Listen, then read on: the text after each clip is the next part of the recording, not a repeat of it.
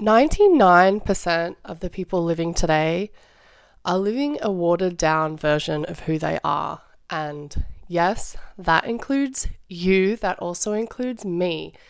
And the thing that I blame for this is so pervasive, it happens to us all the time that we are completely unconscious of it. And that's marketing. Marketing is in everything. And marketers are so good at what they do that we are essentially always trying to be someone else. And basically, wear a mask that is kind of externally pleasing to the rest of the world, or even kind of fits the box of what someone else wants us to be, or what we think someone else, or what, a workplace or a romantic partner, or what our family thinks that we are or who we are. And it really forces us to sort of lose track of who we are to begin with, because we're always being sold something. We're always being sold a benefit, or improve this way, or be a better person, or look this way, or have these kind of friends, or have this kind of money, and then you'll get this result, like you'll be happy mostly, or people will love you mostly. But obviously we can be those things without all of that external validation. But what marketing does is it forces us to be something that we're not. And I most recently was experiencing this last night. I have showers in the evenings, and showers are the place to focus your thoughts on something that you want, on a goal, on a desire, on a problem. If you need some ideas for something, it's actually an amazing place to manifest in the shower for many reasons. Like your mind has that kind of background noise. You're feeling very relaxed. You're just kind of in the moment. Your body has sort of got all that water coming on you. It's a great place to manifest. And for many years, I used that as my business thinking space. So I would sit in the shower and think about new ideas, or new things to market, or a new offer, or how to, tweak my marketing or my messaging or my social media content. And last night I was thinking about these videos that I've been doing on YouTube that are raw, unedited, unplanned, and above all, unscripted. So watch what happens. Anything can and likely will happen. And I was like, oh man, this thing that I'm doing, this new project, how can I monetize? I'm immediately thinking, how can I monetize? Or how can I maybe have some brand sponsorships so I can start talking about brands that I love? Because I already do that, but I'm like, what if I made it money? The other thing I was like, I kept thinking what is this? What am I doing?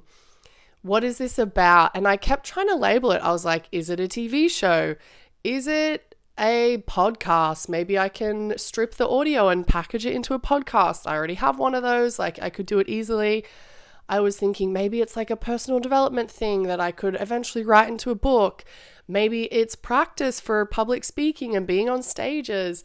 Maybe it's practice for having better conversations because I'm thinking on the fly and I'm just having a conversation with myself.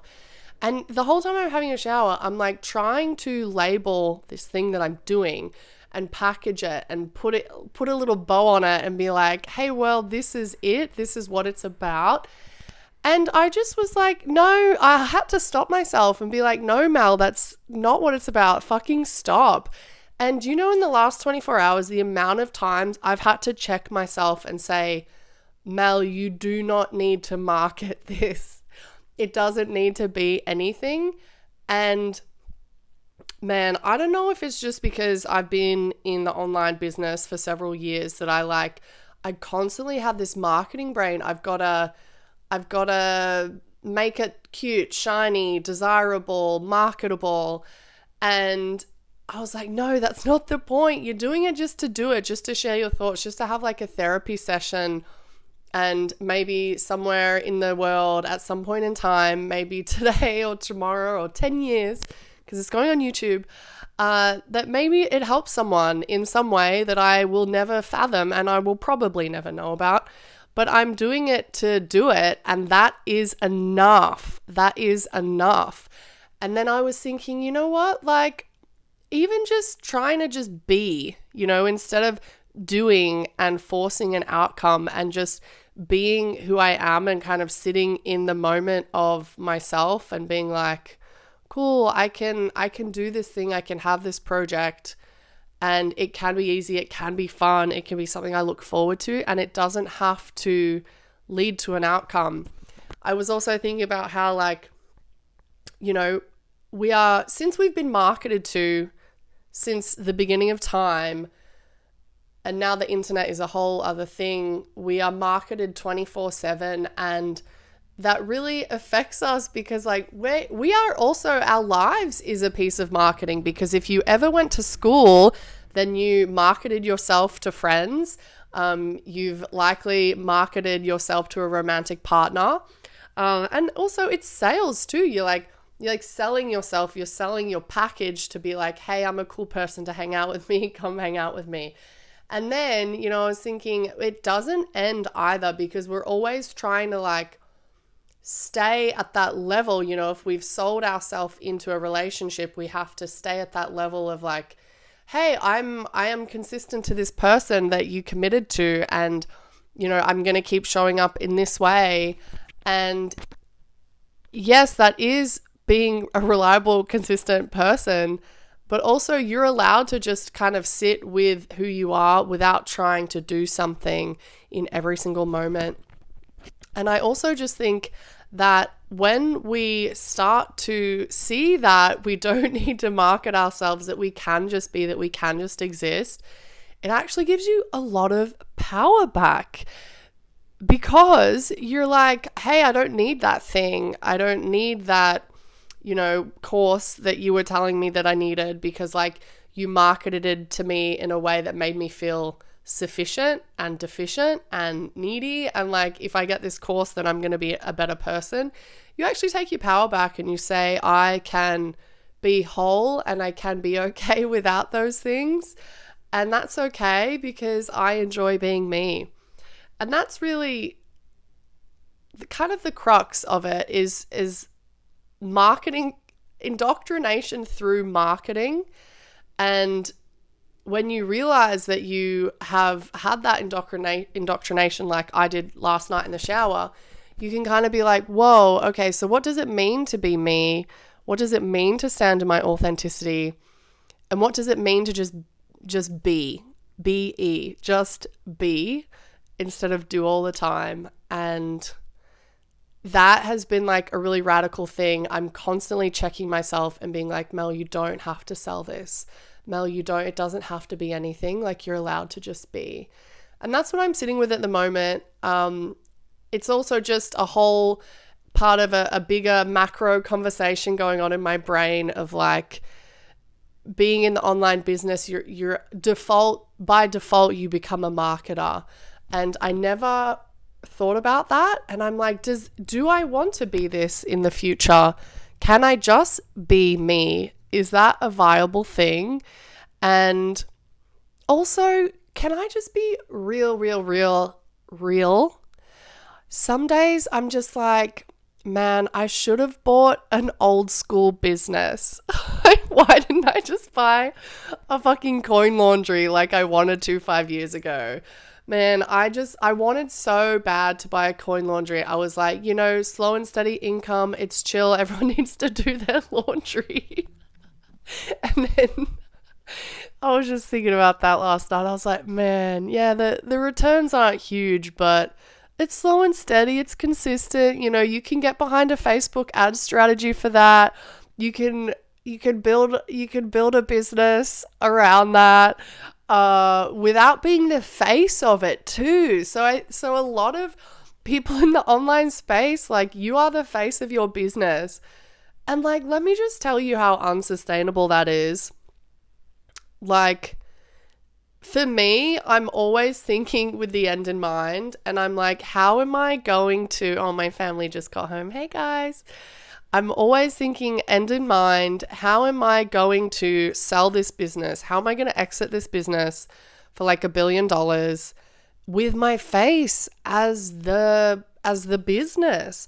And I'm like, I don't know that people do that. I don't know that you can actually step away from a business and hire a CEO, hire a bunch of managers to like run the show with you as the business, as the head of the business. And in my coaching business and, you know, my business mentoring business, I'm the person. And I think eventually at some point in my life, like I want to be the owner, but not the operator. And I'm solidly in the operator's phase.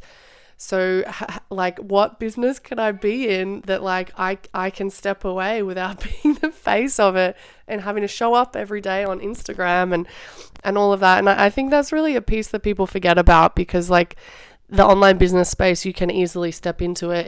It's very low cost to set one up, almost no cost. Like I bootstrapped the hell out of my business 4 years ago, and it was very low entry in terms of money. In terms of sweat equity, high barrier to entry. But yeah, I'm like, damn, why didn't I just do a coin laundry? Why couldn't I just be chill? Why couldn't I just like, and then my next thing is like, why, like maybe I'll just do a childcare business, or, you know, I'm always like thinking about businesses. And that gets back to being indoctrinated by marketing, because I'm like obsessively, compulsively thinking about this stuff. And I can't just like be me and be like, hey, you know what, I'm just going to like have a chill day. It's like, no, I have to obsessively be thinking about business 24/7. And yeah, I'm like, hey man, I'd love to be that business owner that would exit their business like you see, you know, people like that are on Shark Tank, they exit their business years later and they're like, oh, they made heaps of money. And I'm like, just, man, that'd be nice. But this is the life I chose. And who knows where it'll lead. This is just where I'm at.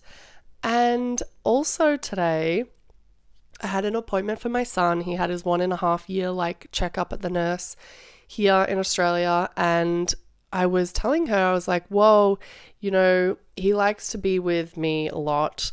And it can be a problem. You know, I seldom am by myself ever. Sometimes, you know, if I like sneak off to the bathroom, he notices immediately that I'm not in the room. So I'm like, oh, you know, some days I just roll my eyes and I'm like, dude, too much. So I brought this up with the nurse, and Marilyn is the sweetest sweetheart. I wish she was in my life more than every 6 months. She's an absolute sweetheart dream. And she was telling me about attachment, and she was like, you know, it's natural, like you're his safe person, and it's totally cool. Like it's actually healthy that he wants to be with you. She said the opposite. If, you know, kids are just like, you know, if you're at the park and they just fuck off and they're just like over chilling and they don't come back, she was like, that might be a signal that like the parent isn't paying attention and the kid's just totally free reign. But the fact that he, you know, wants to come back and check in with me and at the park, she was like, that's a good thing. And, you know, I had done some research about all of this into like, oh my gosh, why is he like always around me? And I found the word attachment disorder like is a phrase, and that can be whether like you are really want to be with someone, or whether like you're the opposite and you don't want to be with someone. And I think it's mostly around like parenting. I'm sure there's other applications, but whether a child is like securely attached or like healthily attached to the parent. And I was like, okay, this symbol of attachment's coming up. And she was saying it's totally normal, and like actually you're doing a good job, and he seems really well adjusted. And I was like, thank you, Marilyn. I really don't feel like that some days. So sometimes it's just nice to have like an expert or someone who's been there, or just someone in that industry to be like, no, it's fine, you're doing okay. I was like, thank you.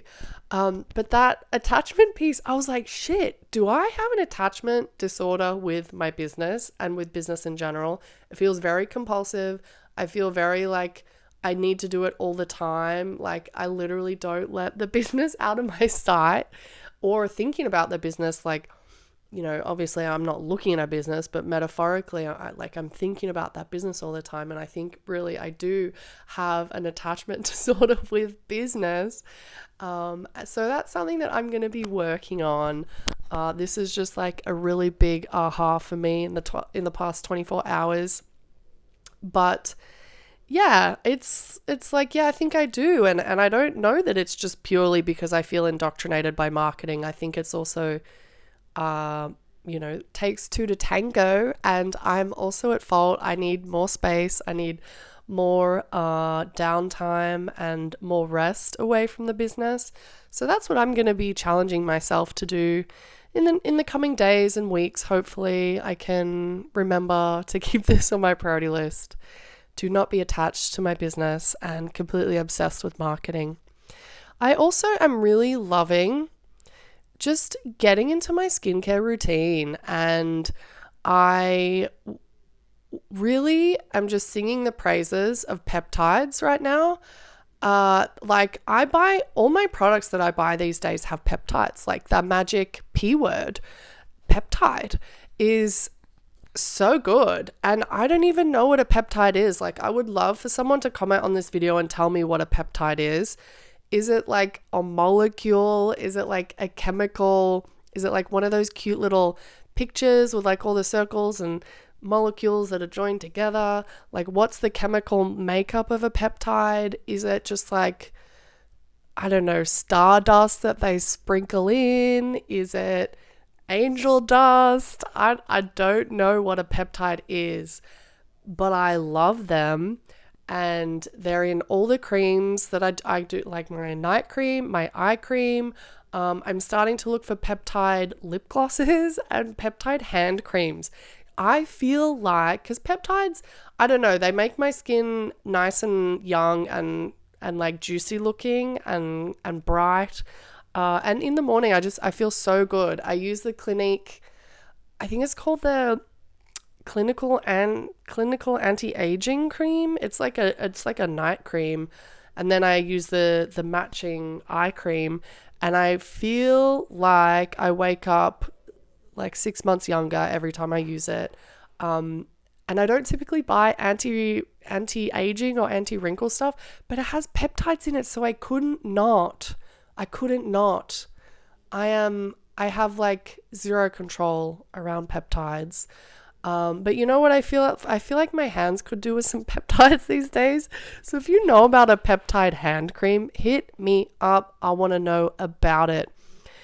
And that's really where I'm at today. If you're listening to this or if you're watching this, go and hit me up on Instagram. Just like send me a DM or something. Just let me know you listened. I don't have anything to sell you, but I would love to hang out. So that'll be cool. That's my invitation to you today. Wherever you are, I hope you're having an amazing day. I'll talk to you soon.